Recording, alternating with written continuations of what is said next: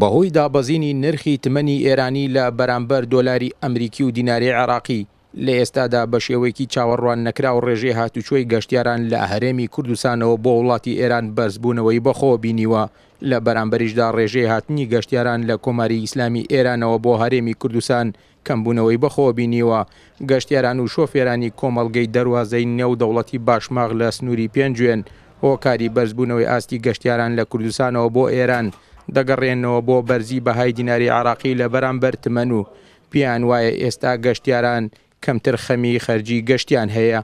هەموو جەژنەکە ئێماتی نزیکی 7 ڕۆژ 10 ڕۆژی ما و بەجەژن ئێرەوە قەڵەباڵغ بوو خەڵک گشتی بەڕاستی بەرەو سلێمانی ڕۆی بۆ گەشتیاری چۆن ئەو وەختە دولار و تمەن یەک میزان بوو.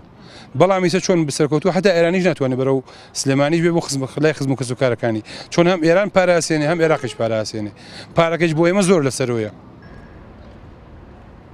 ئەم گەشتە هەموویەکێ بۆ سیاحەت بۆ شیمالەچێ کە شوێنێکی زۆر لەم کاتەیە زۆر گەرمە هەرزانیە بەنسبەتی ئوتێل و ڤێلا و ئەو شتانە و خواردەمەنی ئەو شتانەوە باشە هەرزانە زۆر هەرزانەکەوێمانە.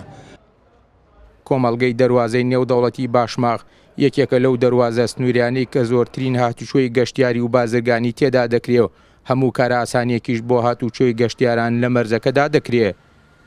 ئێمە هەموو ساڵێک لە جەژنەکاندا لیژنەی ئەمنیمان هەیە و جگەلەوە لیژنەی خەدەماتیمان هەیە کە لە نیشتنگەی باشماغ دەست بەکارە بێ و هەموو جۆرە پێداویستەکانی هاوڵاتیان کە پێویستیانە ئێمە بۆیان دابینەکەین و ئەو شوێنانە ئەگرینە بەر کە بتوانین هاوڵاتی بە شێوەیەکی ئاسایی و بە شێوەیەکی ئارامی هاتوچۆ بکە چ بۆ ئێران چ بۆ هەرێمی کوردستان. بەپێی ئامارەکانی کۆمەڵگەی دەواازەی نێودەوڵەتی باشماغ کە دەست کورسات نیوز کەوتووە لە مەرزی نێودەوڵەتی باشماغ لە سنووری پێنجوێن لە ماوەی 3 ڕۆژدا واتە ڕۆژانی 15 و 16 و 17 ئابی ئەمساڵ 4975 گەشتیار لە مەرزی باشماغەوە سەردانی ئێرانیان کردووە. لە بەرامبەریشدا 4117 گەشتیار لە ئێرانەوە هاتوون بۆ هەرێمی کوردستان. ئاکۆ ئەمین، کورسات نیوز، کۆمەڵگەی دەواازەی نێودەوڵەتی باشماغ.